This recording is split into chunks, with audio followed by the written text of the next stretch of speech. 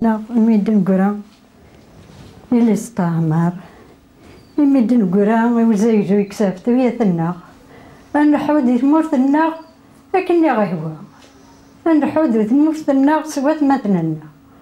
الله يبارك الله يبارك سقوات مثلنا يتوازن في اللون ونتسوي على الخير نبون ورثي تسوي على الجيران ديكن اشفوتا يا رش المشطر اشفوتا فيا قزن يغرينا فاقي وركواتا تتم دي لاكور فغرى الترنوم فهم الترنوم جاطرنا غوري محويرة جاطرنا غوري محويرة.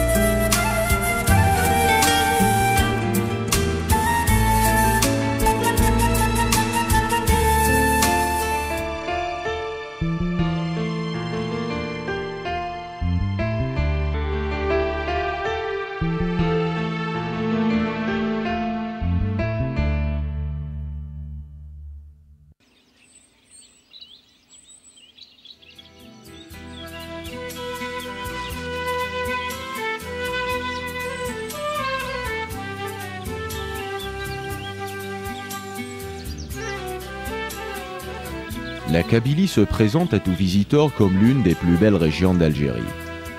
Elle est parcourue d'est en ouest par deux chaînes de montagnes se rejoignant par leurs extrémités. Le massif le plus imposant et le plus célèbre depuis l'Antiquité, le Djourdjoura, finit par désigner toute la Kabylie.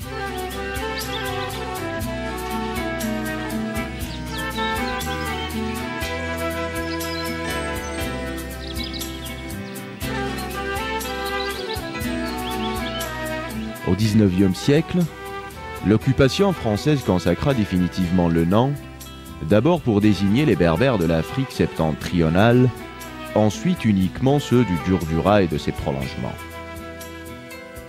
C'est sur ce nom que les Berbères de Kabylie firent leur entrée dans l'histoire contemporaine.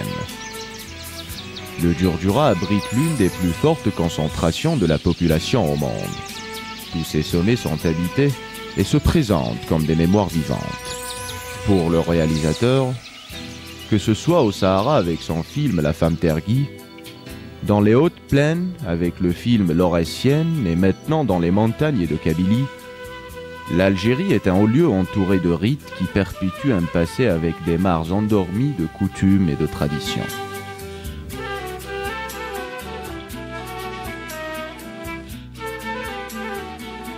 Seulement en cherchant l'authenticité et la tradition à travers une femme kabyle, notre réalisateur s'est un peu perdu dans cette modernité et dans ce luxe qui défile devant nos yeux jusqu'au point de se demander si les Kabyles existent véritablement encore en 2007, tout en se référant bien sûr au très ancien fan berbère, Tamourth, qui veut dire la terre natale. De fait, ce qui a rendu la tâche difficile à notre réalisateur en quête d'authenticité kabyle, ce sont ces maisons luxueuses, ces villas et résidences secondaires qui se sont substituées aux villages kabyles perchés sur les montagnes. Et l'impression qui se dégage de ces beaux panoramas, c'est d'être un peu transporté en quelque sorte au milieu des Vosges ou du Jura français, du moins en Europe. La quête de notre réalisateur ne s'arrêta que lorsqu'à une cinquantaine de kilomètres à l'extrême sud de Tizi Ouzou, dans la commune d'Agoni-Garan, il se trouva agréablement surpris face à un hameau perché sur un rocher, dominant à la fois l'imposant mont du Djurdjura et la vaste plaine des Iwediyen. Un spectacle féerique s'offra alors à toute l'équipe technique. Unique en son genre, cet hameau est construit par des hommes et des femmes qui se sont révoltés contre l'impôt imposé par les occupants ottomans. Ayt el-Qaïd, c'est le nom de ce village perdu dans les montagnes, évoque l'assassinat d'un caïd que la population a adopté au départ, mais qu'elle a éliminé à cause des dépassements provoqués à leur encontre par les hommes qui l'accompagnaient. Voici enfin la Kabylie et ses maisons traditionnelles construites de pierre, d'argile et de bois. Après une intelligente prospection dans le village d'Ayt el-Qaïd, le réalisateur porte son choix sur une femme âgée d'environ 66 ans nommée Tassadit et qui a refusé d'aller vivre dans une maison construite en béton. Tassadit est l'un des derniers témoins de l'histoire d'un village qui a marqué des générations d'hommes et de femmes. Au milieu de ce dédale de ruelles étroites et de maisons qui résistent encore aux vicissitudes du temps, nous allons vous montrer et vous raconter le quotidien de cette femme dans son milieu villageois et un peu campagnard. Nous scruterons ses faits et gestes chez elle et en dehors, mettant ainsi en relief sa situation dans la famille kabyle, ses fonctions économiques et sociales dans le milieu où elle évoluera.